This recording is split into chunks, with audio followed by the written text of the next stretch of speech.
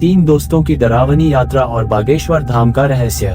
ये कहानी है राजस्थान के तीन दोस्तों मनीष, रोहित और विकास की, जो बागेश्वर धाम के दर्शन के लिए जा रहे थे।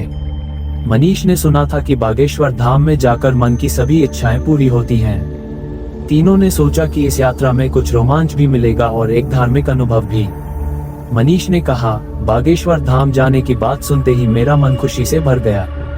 वहां जाने से हमें एक अद्भुत अनुभव मिलेगा। रोहित ने कहा, हाँ, और रास्ते में मजा भी आएगा। वैसे भी हमें एक ब्रेक की जरूरत थी। विकास ने कहा, तो चलो फिर जितनी जल्दी हो सके वहां पहुंचते हैं। रोहित ने कहा, यार मनीष, सुना है कि बागेश्वर धाम में जो भी सच्चे मन से मांगे उसकी हर इच्छा पूरी हो जाती है। मनीष ने कहा, हाँ, और वहाँ का माहौल भी बहुत शांत और आध्यात्मिक है। हमें वहाँ जरूर कुछ अच्छा अनुभव होगा। विकास ने कहा, चलो अब हम जितनी जल्दी हो सके वहां पहुंचते हैं। जैसे ही तीनों रात के घने अंधेरे में आगे बढ़ रहे थे, अचानक उनकी गाड़ी रुक गई। उन्होंने कई बार कोशिश की, लेकिन गाड़ी स्टार्ट नहीं हो रही थी। चारों तरफ घना अंधेरा और रहस्यमयी सन्नाटा था। रोहित ने कहा, ये गाड़ी अचानक बंद कैसे हो गई? ये जगह थोड़ी अजीब नहीं लग रही। विकास ने कहा, मैंने सब चेक कर लिया है, पर गाड़ी किसी भी हालत में स्टार्ट नहीं हो रही।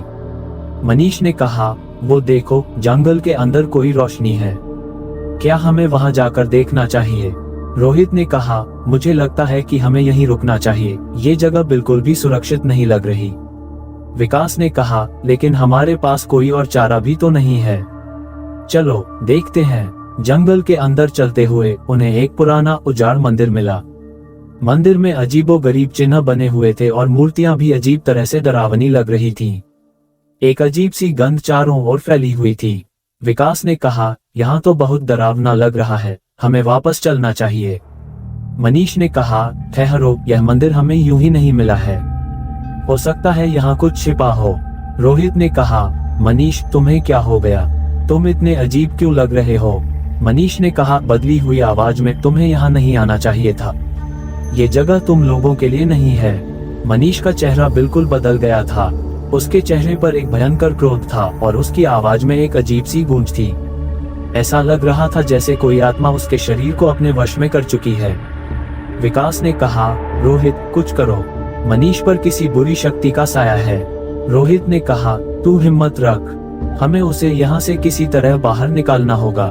मनीष बुरी आत्मा की आवाज में कहता है, यहाँ से भागने की कोशिश मत करना।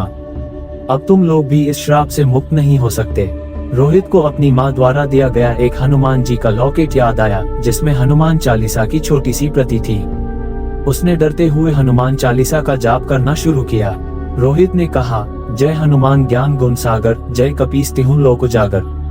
विकास ने कहा, रोहित, तेरा हनुमान चालीसा का जाप काम कर रहा है, वो भूतिया शक्ति पीछे हट रही है। मनीष ने कहा कमजोर आवाज में कहता है, क्या हुआ? मैं कहाँ हूँ? रोहित ने कहा, तू ठीक है मनीष, हनुमान जी की कृपा से हम सब बच गए। हनुमान जी की कृपा से तीनों की गाड़ी एक बार फिर से चलने लगी। उन्हें ऐसा महसूस हो रहा था जैसे खुद हनुमान जी ने उनकी रक्षा की हो और उन्हें उस श्रापित मंदिर से सुरक्षित बाहर निकाला। तीनों ने बिना किसी और देरी के बागेश्वर धाम की ओर रुख किया। विकास ने कहा, हम बहुत भाग्यशाली हैं कि आज हनुमान जी ने हमारी रक्षा की। मनीष ने कहा, हाँ, अगर रोहित ने हनुमान चालीसा का जाप न किया होता तो शायद हम वहां से निकल नहीं पाते। अगली सुबह होते होते तीनों बागेश्वर धाम पहुंच गए। जैसे ही उन्होंने मंदिर का दर्शन किया, उन्हें एक असीम शांति का अनुभव हुआ। उन्हें ऐसा लगा जैसे सभी बुरी शक्तियां उनसे दूर हो चुकी हैं और हनुमान जी की कृपा से उनकी यात्रा पूरी हुई। रोहित ने कहा, शायद ये भगवान की योजना थी कि हम इस रास्ते से होकर आएं, ताकि हमें हनुमान जी की शक्ति का अनुभव हो सके। मनीष ने कहा, हाँ, आज मैंने सच्चे मन से महसूस किया कि हनुमान जी हर जगह हैं और वे हमेशा हमारी रक्षा करते हैं। हनुमान जी की कृपा से तीनों दोस्तों का जीवन बदल गया। जय श्री राम।